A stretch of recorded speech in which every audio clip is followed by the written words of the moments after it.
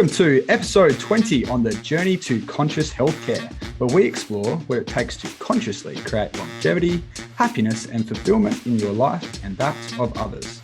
The journey to conscious healthcare looks at the healthcare industry, disability sector, and how to best navigate these areas to get the best for you and your life. This series is called The Do's and Don'ts of Support Coordination, where we take a look inside of what it's like to be an NDIS support coordinator and help them better navigate this ever-changing NDIS system. I'm your host, Trevor Keane, and I'm also the founder and CEO of Conscious Healthcare SA, an expert company that is known for high-quality healthcare services and transforming the healthcare industry in the disability space. Today's show is sponsored by Conscious Healthcare SA. At Conscious Healthcare SA, we provide high-quality NDIS healthcare services in the comfort of your own home. If you're interested in an easy and reliable way to navigate the NDIS and access healthcare services, please do get in touch. Today's episode is quite special as we are joined by two fantastic special support coordinators.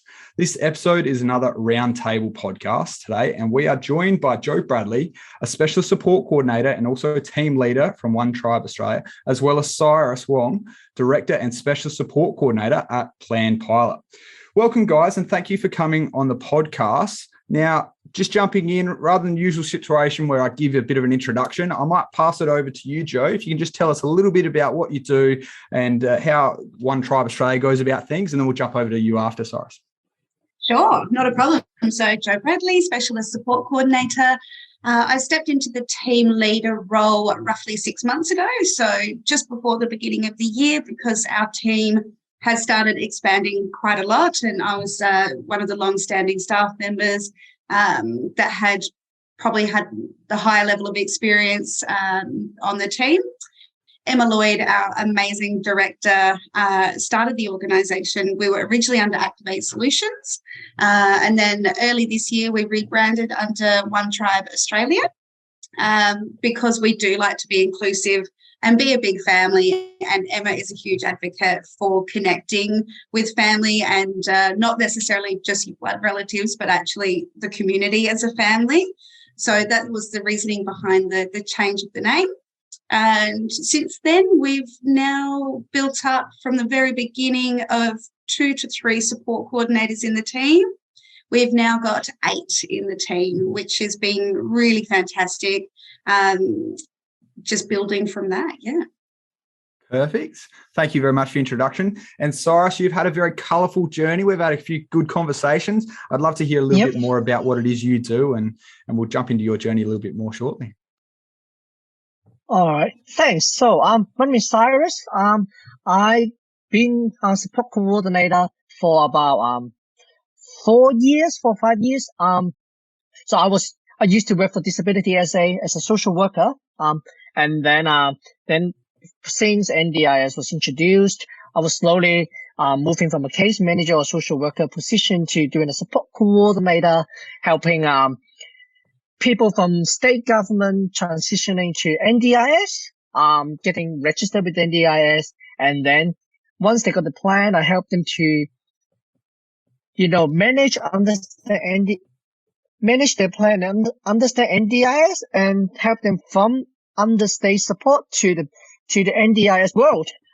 So since NDIS fully rolled out in South Australia, I started Plan Pilot in 2020. So it's been 2.5 years, and I start from doing it myself, and now we have a team of 6 or 7 support coordinators.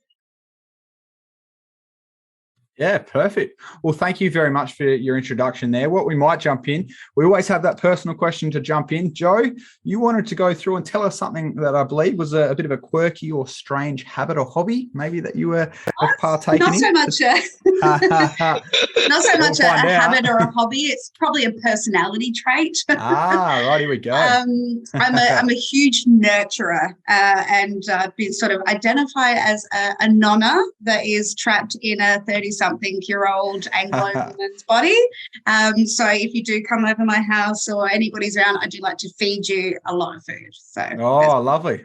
I didn't know if that was in regards to pets or anything else. I was getting very excited. I got a couple of dogs, little puppies. So, but food, I'm all in for food as well. I love it. And Cyrus, we've got a slightly different question for you. I think you're going to tell us a little bit about what you wanted to do when you were growing up. Yeah. When I was growing up, I always have different ideas, like what I want to do. I love sports, and I was pretty good at sports when I was at school. I always want to be a professional athlete. I like playing basketball, but with my height, I'm like average or below average, so I definitely can't be a professional. Not can't, but very hard to be a professional basketball player. And then when I was in high school, I want to work in a allied health profession. Because I like sport, I want to be a physio, or I also like to look after my body. So I also thought about being a dietitian. But I know this is what two subjects or profession that I picked to go to uni. But I know that they are very high. It's very competitive to get into these two courses. So I was thinking, if I don't get into a physio or dietitian, what do I want to do? And the other side, I like helping people. So I think social work will be a good way to do it. You can help people and you can get paid. Was a great job. So at the end, I end up, not getting into physio and dietitian. That's how I become a social worker. And then I work in different fields, like before disability. I work in education, work with kids, work in child protection, work with children as well. And then I work in disability, and I found that I can work with children, adults, and or elderly. So I think this is pretty good job. I can work with people in all ages. Yeah. Oh, that's perfect. It's fun. Yeah, that's how I become a support coordinator. Oh, that's lovely. It's quite interesting hearing along the different journeys of. It's one of the few questions that I ask people early on, because I think people's why is so much more important than what they do, because it then comes through with all that passion and how they then go about and handle themselves on a daily basis. Because if it's sort of worth enough, I find that you go the extra distance, and when it's tough, you then persevere through. So thank you very much there, Cyrus, for sharing your journey. You speak about becoming a support coordinator. You're both specialist support coordinators. We might dive in straight from the top. What's the difference, you guys reckon, between a specialist support coordinator and a support coordinator? Who would like to go first? Oh, over to you, Cyrus. All right, cool. So for me, I think specialist support coordinator and support coordinator, some people might think they are quite similar. Or when you see NDIS, sometimes you don't understand. Some clients, they're just got support coordination, some they got specialist. But for me, I think, with the specialist support coordinator, we should have more experience in the field in disability, and also have a lot more understanding or qualifications to deal with people in complex situation, like people's, if they're in hospital waiting for discharge, there's always got a very limited time frame. And the hospital really, if they're ready to be discharged, hospital really, they don't really need to be in the hospital. So in this very tight time frame, you need to understand their disability, try to help them to find accommodations or how they can settle back or transition into community. So I think this is one of the things NDIS, you will always get specialist support coordination. So as a support coordinator, you not only need to understand their disability and their support needs, you also need to understand the community, what the services is available, and you need to know how to get the support people. They're more flexible, because when you're going to be discharged, people, they might just got diagnosed, they have a stroke, their life is completely changed. They or their family, they don't really know what they need. So we will need to know what they might need, and also be flexible, see how we can support them.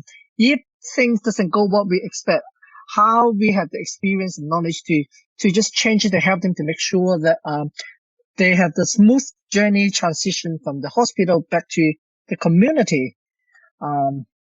Yeah, that's why I think the specialists, they're very intense support to help people to deal with their complex situation and try to help them to break all the barriers. And this is a very tight, limited support funding, just maybe for a few months or 1 year. And after that, you will go to support coordination. And yeah, so that's my understanding. Yeah, I think you've put that quite well. If I succinctly put that together, it sounds like it's very much having the additional knowledge and experience to be able to be very adaptable at short notice and having to put things in together. And it's not just about, can I get a support worker in? I need a support worker with specifically these qualifications and this ability and skill set, so that it's relevant for someone that's had a stroke and needs to have a bit more, they haven't got as much cognitive ability, because if they've had a stroke, they might have had some challenges there. And so understanding all of those things and putting that together within a tight time period. So same things might well happen, but the context is what I'm hearing is very different. So it's very much the level of understanding and the depths and the ability to see into the future, not just the immediate situations, what I've heard there. But we might pass across over to you, Joe. What's your viewpoint on that? What is a special support coordinator compared to a support coordinator? I think Cyrus has done really well with sort of explaining that. So I think from my perspective, it's an increased level of complexity for the case. So a participant might have more than one diagnosis that's going on, and they might need like a larger team of allied health professionals to address that. And it's about having everyone sort of communicate together. We need to have an understanding of sort of the mainstream and the public health supports that can link in with the NDIS supports, and having a holistic approach with the participants in that time frame that they do need that specialist attention until everything is in place, and then it could sort of step back hopefully into that level 2 support coordination. But yeah, particularly as Cyrus said as well, with the hospital discharge planning, there can be a lot of immediate intervention needed at that time. And then perhaps once things are set in place and there's a little bit more of a baseline understood at home, then we can step away a little bit more, and then it's just in that management phase. Yeah, that makes perfect sense. I might actually just change the context on this slightly, as far as because I think what I'm hearing is a common theme is that hospital and the complexity of that time frame comes into it. So maybe the types of people that you might work with in a specialist support coordination sense versus someone that you might work with in a support coordination. So I'm sort of thinking immediately off the bat, so maybe someone for support coordination might be someone with an intellectual disability, for example, out in the community. They've been functioning for quite a while. It's just, keeping things sort of ticking by. Whereas it seems, and this has been my experience as well, it seems like hospital, the complexity of, maybe homelessness and psychosocial or several different things come together might make it be more specialist. But I'd love to know from your perspective as to the types of disabilities or people or situations that might be more applicable for support coordination or specialists versus support. Sorry, I've got an example. Joe, jump in. Yes. Yeah. Is that all right? Sorry. Absolutely. Jump. So, for example, I've had a long-standing participant, which is a psychosocial participant, very complex though. And, it's a treatment-resistant schizophrenia. And what has then happened late last year is his situation was elevated because he then developed COPD. So with the schizophrenia and having links with things like smoking or dependence on illicit substances, things like that can be hand in hand. And unfortunately, this gentleman developed the COPD and he was having hypoxic episodes. So he was being found passed out in his unit. This level of support his current provider was unable to manage that and what his needs are. So from there, he did end up in hospital. And then it became a situation because there were the two crossover diagnoses of the psychosocial, but also the physical health component. The support level had changed, and it wasn't just solely based around mental health and support there with your daily living skills. It then brought in a component of nursing that was required, and then reviewing his accommodation. So technically homeless in the hospital with nowhere to be discharged to, and then addressing that situation from there. So that's an example where he was generally a level 2, so just your support coordinator, and then it got elevated to a level 3 of specialist support coordination because of the intervention needed. Very clear. It makes perfect sense. And Cyrus, what about yourself? Either an example or from your experience, the type of people that you might work as a specialist support coordinator? So I got few participants like what Joe said, they might start from support coordination, and then we find out that once we work with them, we find out a lot, that what people not realize, what their support needs, their high support needs, and a lot of things that, we need to help them to address, to help them. There are a lot of unmet needs, and quite complex. Then they were elevated to specialist support coordination, but for the participant that I support, a lot of them, like I mentioned before, they are from hospital, and I got majorities. They have mental illness, and they are either from Glen side, like mental health institute health. They were in criminal justice systems. So currently, I got one participant who was just released from the prison back to the community late last year. But she was once she was released from the prison, she was homeless, and she have very challenging behaviors. And she is a risk to herself or to the community. I think because of the risk and the homelessness, that's why she is specialist support coordination. And I've been working with this person for 5 months now, and she is still homeless. And not only we all know that there's limited housing in South Australia, all around the country. This is one of the things, but with her mental health or challenging behaviors, it makes things much more difficult. And most of the NDIS providers or government agencies, they are unable to provide support to her because of her challenging behaviors. So this is one of the things, the challenges that I think we work with participants. That's why they are specialists, and hopefully within the short term, limited time frame, and I said like maybe 1 year, able to help her to find a home and help her to set up how we can help her with the challenging behaviors so she can work with other providers. I think when we can address all this issue, then she can step down to support coordination. Yeah, no, that makes very much sense. And I suppose if you then look at that, the number naturally of participants that you might have as a specialist support coordinator are going to be lower, right? So maybe 6 to 10, or I don't know what your exact numbers are, as opposed to a support coordinator. I don't know what some of the numbers you've heard, but I've heard some in excess of 50 for one person, which depends on how many hours and where they're set up in the plan. But is that sort of ringing true for yourself, or what's the sort of natural number for a specialist support coordinator to have, or is it also a mixture? Do you do a bit of support coordination and specialists? I'm kind of curious. I tend to do both. So we do, in our roles, we share. So we don't want everyone in the team, so one person to be stuck with the specialist support coordination all to themselves, because it can be quite taxing. Potentially from an employee perspective, it can be really full on.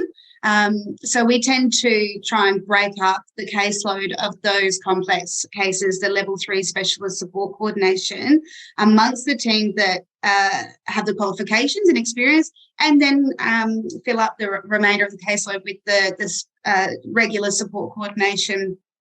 So I think at this stage, it would probably be looking like the 6 to 10 or the 4 to 10 even, as you were sort of suggesting there. Yeah, perfect. And Cyrus? So for me, my team, they start with just do support coordination, so I can see how they interact with the clients, if they got the experience, and they're ready to mentally to work with specialists, client with specialist support coordination funding. All the support coordinators in my team, they do both. And I think everyone got a mixture. The ratio may be about 10 to 30%. So 30% is like specialists, and then the rest will be support coordination. But like what we all know, like specialists is very time limited. So a lot of them within a year, they will drop down to support coordination. So it fluctuate a bit from like 30%, maybe down to 10, and then maybe go up to 15. But that's the numbers that we have so far. Wavering. Yeah, perfect. Well, I think while we're still talking about support coordination, one of the questions that we were discussing just before we went into is what we are and what we are not. So what is a support coordinator and what is not a support coordinator? Because I tell you, the lines of grey is vast. Who wants to say what? Jump in. I'm happy. I think this is going to be a bit of a round table here. Yeah, absolutely. I'm happy to sort of start with that one. We do get a lot of confusion as to what is the support coordinator's role as opposed to, a case coordinator through mental health or public systems, or a support worker that's actually on the ground working with the participant. I like to sort of think about it that we're mostly behind the scenes. We're the people that, I suppose it's more like a bit of a personal assistant for your NDIS. We're the ones that has to organise your appointments for you, and we're doing your admin side of things for you in the organisation. But when it comes to the hands-on nitty-gritty therapeutic treatment or anything to do with your daily living skills, that's not our role. We assist with implementing the people that will help you with that. That makes sense. Absolutely. We'll jump straight over to you, Cyrus. Yeah. So for me, what are support coordinators? I would say NDIS say we help the participant to navigate the NDIS system, explain the NDIS plan to them, like what funding means to them, what services are available, and what NDIS. Everyone, I heard that in your previous podcast, some support coordinators mentioned, NDIS very clear said that support coordinators are not case manager and we are not advocates. Yes, it's so simple, but when I work with some other support coordinators, not for a mutual client because they're sharing house. Like recently, I got an example. We are not advocate, but my client, the participant I'm supporting, because they were sharing house, so they pay the electricity bills together. So they all put a contribution, but one participant who left and not paying the bills. So I help the participants to just email their support coordinator. I say there's outstanding bills, this causing stress and conflict between them. I just want to see, I send them the outstanding bill and I say, can we sort something out? And then the support coordinator come back and tell me that we are not advocate. That's not our role. So I think sometimes we really need to understand, as a support coordinator, what NDIS asks us, fund us to do, but also as an advocate. Yes, we are not advocate, but, we're helping clients, our NDIS participant to, break all the barriers and help them to get the support they need, because of this issue is very minor issue, because the participant a lot of stress and doesn't want to work with the other client. So as support coordinator, I need to help these participants to sort out this issue. So it's not really an advocate work, but I'm helping him to access the service, because we do get DE, developmental educator, to help this participant to do all the learning how to budget and stuff. But just sending the bills and liaising with another support coordinator, this is our role as well. So I think support coordinators, we can always reflect on our role and what we do, or how we determine, or how we see advocate or support coordinators. I think it just depends on how we justify our role. Yeah. Individual. Just to add in there, I think it is important to notify that person's ability to make those safe decisions or to handle the general admin is going to be different for everyone. And we do then step into the role of advocate, even though we're not meant to. And we do assist with a lot of the nitty-gritty stuff that generally people might not have the skills or in their tool belt to manage those. So it is really difficult to clarify, where the lines are going to be blurred or not. But as long as, we're doing it with, the right intention and we're not crossing any boundaries, then I think it's okay to help. I think we should help. It's a real fine line there, isn't it? And then I've spoken in a previous podcast with Aaron Byrne from the NDIS, so NDIA, which represent the NDIS. And it was very interesting because there's a bit of a blueprint. It's still coming. I don't think I've seen it come out yet in regards to what is support coordination and getting a bit clearer on that, because it obviously does change quite a lot depending upon, someone's level and skills and ability. So, you might need a higher intervention for someone where a lower intervention for another. So tricky question. I suppose another tricky question, and something that I think might be a bit of a bugbear for a lot of support coordinators, is what goes on behind the scenes for a support coordinator, specialist or support coordinator. But fundamentally, I know there's been many a time if the phone's not ringing, nothing's happening. But is that really the case? Tell us more about it. Oh, here you go, Joe. You're jumping straight in, I think.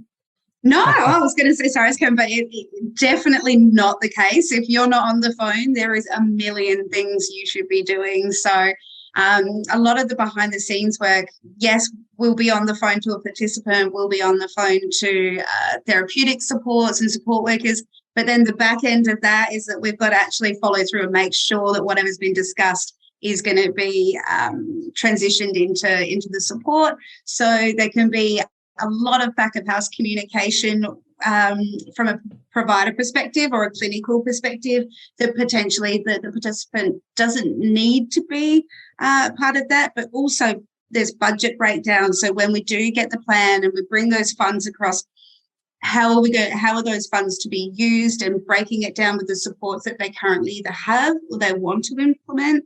So there's a lot of admin in the background that we have to do. And often, if somebody says to me on the team, I'm a bit stuck, I don't really have anything to do, there's so much that you can be doing. I think there's never a minute's rest. Yeah, I agree with you, Joe. There's a lot of admin that, that's involved. And I think, Trevor, this is a really good question. There's one thing I learned just when I started. Like what Joe said, there's a lot behind the scenes. The participant or their family, the guardian doesn't need to know all the details. And for that participant, I have done a lot of work, organizing assessment, explaining to the therapist what NDIS is requiring from the assessment, and try to get the appropriate funding, for the participant, and try to apply grant, which is accessing the community, local services and funding, not from NDIS. There's a lot of forms to fill, and I didn't really include the participants or the family. And then the family thought that I didn't really do anything. And they said, why take 2 months for the clients to move house? So and then I learned, even though they don't have to know all this, but I do explain to them there's a lot of work behind the scenes, like filling forms, making referrals, and a lot of communication between the support coordinator, NDIS, and other service provider. So I do learn to keep it open and inform and update the participants and the family that, what we've been doing, so they know that what's behind the scenes.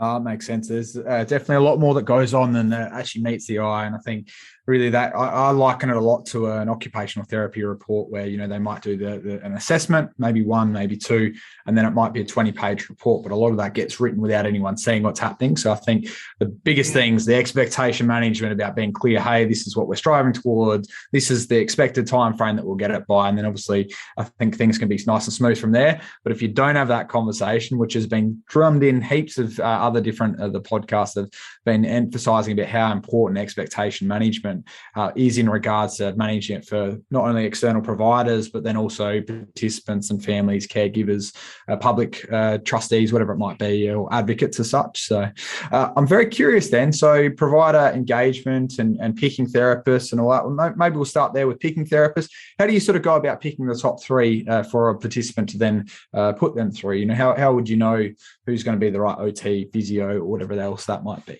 Curious about that process.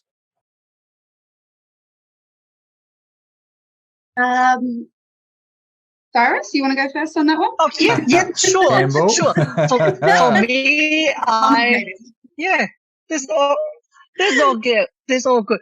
For me, I always try to get to know or build rapport with different therapists. So make sure that I got a lot of options to the participant. We have quite a few options. But one of the things I know sometimes, like NDIS, they will just give a list of 5 to 10, or sometimes just hundreds of providers to the participant. I know it doesn't really work. So normally I will pick 2 or 3 and I give it to the participants. But one of the things I always tell participants, or I try to put the provider on the list, is their wait list. Because a lot of therapists, they might be really good. And I think most of them, they're good because like physio, OT, dietitian, they all have their own association and they have got the upper to get their qualifications. So the quality, they might be good, but just how busy they are. Someone could have immediate capacity. Some people might have 6-month wait list. So this always, I told the participant to help them to pick who they want. And the second one is some provider, they charge travel, some they don't, some they charge travel and they charge kilometers. So this is all will affect the service. Or some charge higher rate or maximum rate, and there's a lot, which is most providers would, and some they charge a bit lower rate. Then they might give the participant, more session, like more value for money. So this is all information I give to the participants. And then from there, they will decide who they want. So hope that I provide enough information to assist them to pick which therapist they are most suitable for them. Yeah. I would agree with all of that. And I think it's about the appropriateness of for example, an OT that you have for another participant that might have done an excellent job with them might not actually work for the other participant that you're looking for. There's completely different aspects that they might be looking at. So, for example, if you've used them before with a psychosocial participant, they might not be the right OT just because you've used them before with a participant that's got physical disabilities. So it's trying to find the right level of expertise within their role and then match it up with the client. And sometimes it does end up that you do have to try 1 or 2 before they're happy with the practitioner to move forward. So as Cyrus said, presenting options is the best way to start off the conversation. And then if they aren't happy with the first one, it's a process of elimination. Yeah, no, I totally get that. I'm curious as far as how challenging is that in regards to, you've got the list the participant might have picked in this preference, 1, 2, 3, whatever it might be. This is the order you go ahead with. Do you already know that they've got capacity at that time you've put it forward? Or you then start doing the calling around, because there's a lot of calls that sort of go back and forward with that, or emails or whatever it might be. How does that process go? Because there's a lot involved with it, clearly. Yeah. So for me, like what I said, I try to liaise with different providers. Like you, Trevor, if I know I have relationship with you guys, I know that I can sometimes have any issue or some clients that really need immediate service, then I know that I can ring Trevor. I tell you, hey, this participant really need this right now. I know you got wait list. Can you help me with this? And then try to negotiate. But normal process, we will send email with tell them the diagnosis, what the referral for, what the goals are, and what funding require. Then I will send it to the provider, and then that's how to start the referral. Yeah, no, perfect. And what about for yourself, Joe? How do you navigate that challenge? horse before the cart before the horse. Who knows? That's exactly right. I think it comes with experience and time, maybe. As with Cyrus as well, it's knowing. I think it's trial and error, so it's really difficult. But understanding the budget that they've got to work with, and particularly if it is somebody that's going to be charging travel and kilometres and where their office is based compared to where the participant is and the availability. So I think it's just, again, it's super individual. You just need to find the right provider for the right person. Yeah, I'll totally get that. Well, you got a bit more there? No, that's right. I was just going to say, some participants have their own boundaries and barriers with some providers. So particularly you've got to listen to them, especially if they've said, I can't have any males in my house or I can't have any females. We've got to be really alert to field that, because you might do a referral to an organisation that and you might want a specific practitioner. However, when it comes down to it, they don't have capacity, and maybe they haven't communicated that it's not going to be that exact practitioner attending. It can be really, you do need to be on the ball with that sort of information. Yeah, it's a real tricky juggle there is what I'm really hearing, and it's a challenging one because it's so varied, and each one's an individual case. Each individual participant needs, and they grossly change as far as, one to another. 2 referrals might need physio, OT, whatever it might be, but needs so different. So I think then getting the right person is quite challenging from that perspective. I think that leads well into the question that we were talking about prior, about provider engagement, expectation management, and collaboration. Now, it's just going to be a broad sweeping question in regards to how do you go about making sure that you've got the right level of all of that, making sure that providers are engaged, we're working in one team, maybe one tribe might be on a play of words there, and we're all collaborating to achieve one goal. How do we end up getting that happening, as opposed to having, I don't know, let's say that there could be 15 people involved with one participant. How do we make sure we've got one game plan? Because if we're kicking the different ends if we're kicking to the different goalposts, it's going to make it a bit challenging, right? Exactly right. I think clear communication has to be present. I am probably someone that over communicates a little bit because I just want to make sure that the point is across. So if we're having case conferences, I like to have them scheduled for specific participants monthly, so that, as many parties as possible can be involved in that conversation.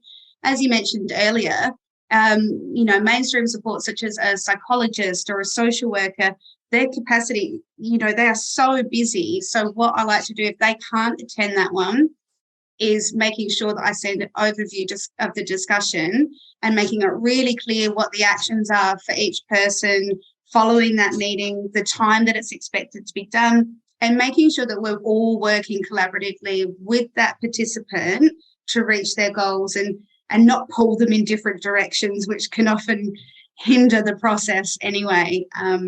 But just, it can be very difficult to make sure that what is being discussed is actually being implemented in the home. And often you can hear feedback from participants, families or providers that it's not being followed up. And that's where the challenge lies, is because, you can't manage everything. You can't be in the home 24/7. So that's probably the biggest challenge I face in the role. Yep. Joe, I like that, you say you are sometimes over communicate. I think this is not a bad thing, because you over communicate. At least you can ensure everyone got the message, everyone working together and on the same page. Other than I'm not sure, and then I under communicate, and then people might not on the same page. Likewise, especially in those people with complex needs, like what I mentioned before, the same example, the participant I'm working with who is homeless.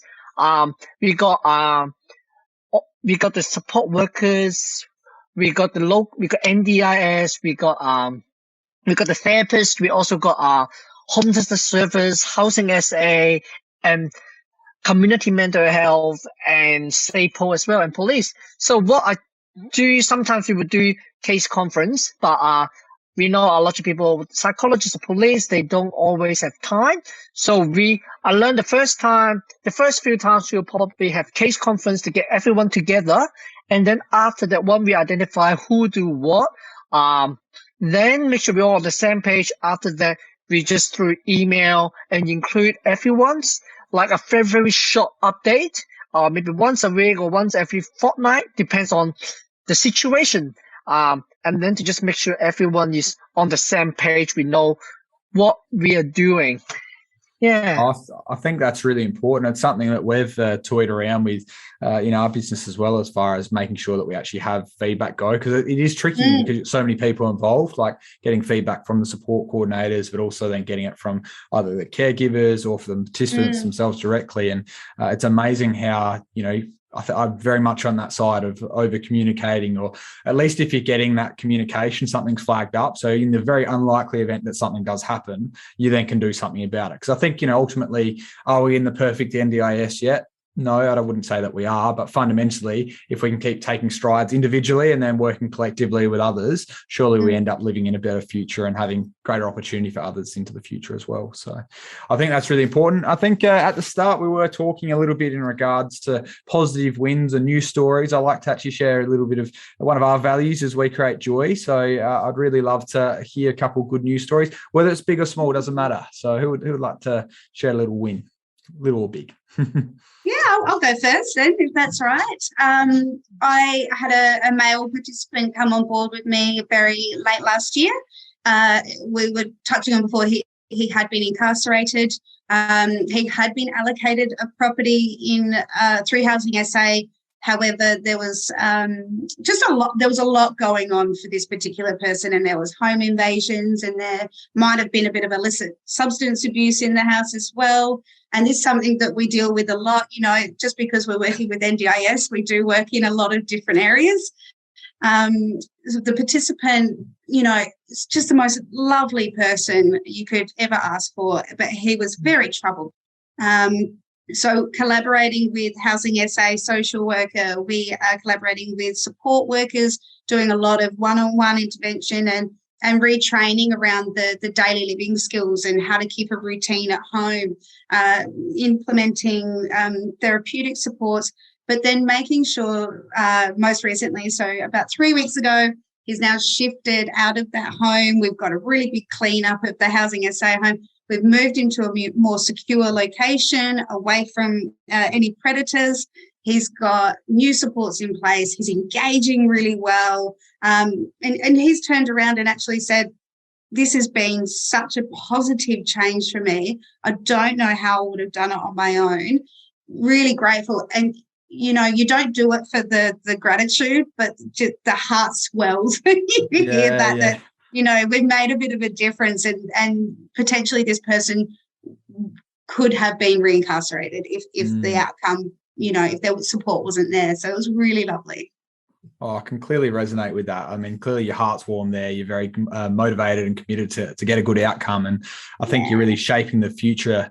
It's very different. It's like a crossroad, yeah, right? Because, that outcome there has ended up meaning that it's gone a completely different way. And I know what that's like. We track goals each week and seeing how many achieved. And that just warms me up on a Wednesday when we can smile at how many goals have we achieved this week? Because that's what we're here for, right? We want to impact people's lives. So, Cyrus, you've had a couple of good wins.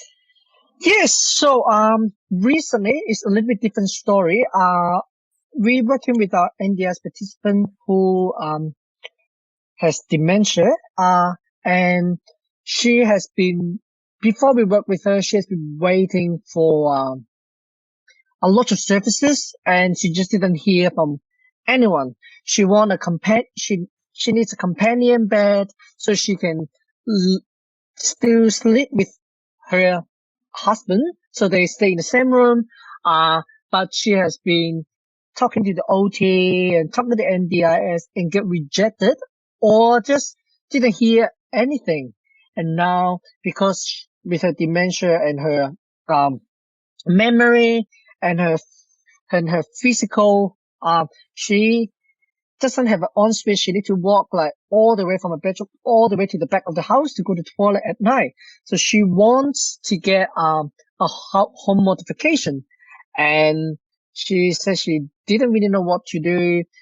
She talked to the OT, talked to NDIS, but seems like very confusing and long process. And then I talked to her. I said, no, she don't have to worry about this. She could just contact us, let us know what to do, let us know what she wants, and then we can explain and try to sort things out for her. And then I told the allocated support coordinator to go and visit her and just tell her what the process is and what need to be done. So, and explain to her exactly step by step what need to be done and write it down for her. So, yeah, and then 1 week later, after the day after this, the support coordinator visit her, she rang me. Then I thought, I'm not sure if something gone wrong. That's why she rang me, because she has been complaining about, nothing happened. She need to wait for so long and still didn't know what's happening. And then she told me, oh, no, Cyrus, yeah, she got a visit from the support coordinator from my team, and she said, the support coordinator was really good, got a lot of knowledge, explained to her what needs to be done. So even though just nothing happened yet, but, she said, yeah, the support coordinator is very lovely, very knowledgeable. So it's for me, even though we haven't seen outcome yet, and we don't know how long it will take for her to modify the house, or even if NDIS will approve to pay for the home modification. But I think this is something that as a support coordinator, we can't control that part, but we can explain to the participant and let them know this is what needs to be done. And we are there to help them to go through the whole journey. So I think this is something that for me is quite positive, because I know that the participant is happy with what we providing in our service, and also value that I know my team, they understand NDIS and build good rapport with the participants. Because without the trust, I think it's very hard to work together with the participants. I totally get that. And if I may here, Cyrus, what I'm hearing out of that is reframing it slightly different. Nothing might have happened yet, but what has happened is there's this emphasis and ability to have some hope, and that positivity can be shared for the future. Now, I understand, you got to be mindful without selling hope and, we can have X, Y, and Z when it might not happen. But I think what I hear in that story is that there's hope that's been shared. And, I talk about, what do we do as a business? And I think fundamentally it's spreading hope, inspiration, and also the ability to have independence to be able to live the life you want. And I think that, you've probably lived that there through your team, which is fantastic. Great news story. Yep. Right. Well, we've got a couple of people that have influenced you along the way in your journey. I think this is a good time to say, thanks and help out there. So, Joe, you've had a couple of people that have helped you along the way. If you want to give a couple of shout outs and how they might have influenced you in your journey and to where you are today. Definitely. I think Emma Lloyd, our director, just cannot praise her enough. She's the one that took me on board in my first support coordination role. Really supportive in, training, anything that we have needed along the way. If we need additional training or support, or perhaps we need some supervision, she's always open, having a phone call sometimes at 11 o'clock at night, or you're just having a bit of a bad day, you try not to let some negative feedback, or perhaps a participant's got some sad news, you try not to let it affect you. She's the one that you can call and go, like, I'm really struggling with letting go of this today. And I suppose my other is my bestie, Anna Morris. She works within the department as well, and she's a social worker. And just being able to, I suppose, lean on her from time to time to get further information, perhaps about mainstream supports or how would that work in her environment. She's just a rock. She's amazing. So thanks, guys. Fantastic. Thanks for spreading the love there. Over to you, Cyrus. I think you've got a couple of people that have been quite influential in your journey to date. Yes. So for the business side, I think I would like to thank Sean Williams and Mergosha Kopak. We used to work together at the in-kind unit, and they both left the job and started their own business as a support coordinator before me. And especially Mergosha, when I was thinking what to do, and then she said, Cyrus, you can do it. Just go and start. And then, of course, she also shared how she become registered as an NDIS provider. And Sean when we just started, we used to meet like once a month, and then we just share our experience and idea, and they really helped me to just how to set up and just start to how to get clients and how to like understand and work with NDIS. So I really appreciate. And the other one will be my whole team. So without my team, my business won't growing well, and I won't be able to support all my participants. And especially one of them, Nikki Link, she was my manager when I was at Disability SA. And then now she finished there. She came on board and helped me with my business and support the client. So I really appreciate all these people I just mentioned. Otherwise, without them, I just can't do everything on my own. Oh, that's fantastic. I'm really feeling the love and the warmth and the appreciation, gratitude in the room. I think that it goes a long way. It's not always a bed of roses. I think we have discussed a few times. Having said that, your attitude and the way you go about it and the people that you do business with and work with, I think makes it really worthwhile. So thank you for passing on that. I think, Joe, you had a couple of people that you thought might be good potential podcast guests into the future. Don't know if you remember the names there. Sure, yeah. So Rachel, who is new to our team, she's just come across. I think her insight is incredibly valued as an NDIS participant as well as a specialist support coordinator. So she's actually experiencing it from both sides. Yeah. And then the other Monica from the growing space, we tend to, I think I explained, we share one participant due to some complexities with a family. So she looks after one side, I look after the other, and just the communication and, the assistance. If one of us is a bit busy and can't jump on something straight away, then the other can. And I've just found her really approachable. So, yeah. Oh, that's fantastic. The collaboration, again, really shining through. Yeah, and her knowledge, amazing. Perfect. And Cyrus, I think you might have already mentioned this person. Yeah. So Sean and Melgosha, Sean Williams, she already been here in the second episode. And Melgosha, I think she's fantastic as well. I think she really knowledgeable, understanding NDIS, how to work with NDIS participants, and the business side as well.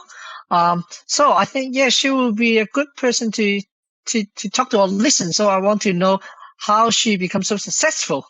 I think it's great hearing people's stories. I think that's the big thing that keeps shining through and that I get feedback on. So I think it's really lovely to be able to hear that. I think we have come to that final time. We have got the final question. If you have listened in before, you might well know what it is. So let's pretend it's 20 years into the future and we've achieved success in the disability sector. What does it look like? What does it feel like? Paint me a picture. Oh, that's Who's hard. going first?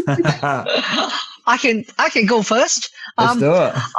I think in 20 years' time, like we know NDIS is still quite new, even it's been a few years, but it is a massive scheme. It's across the whole country.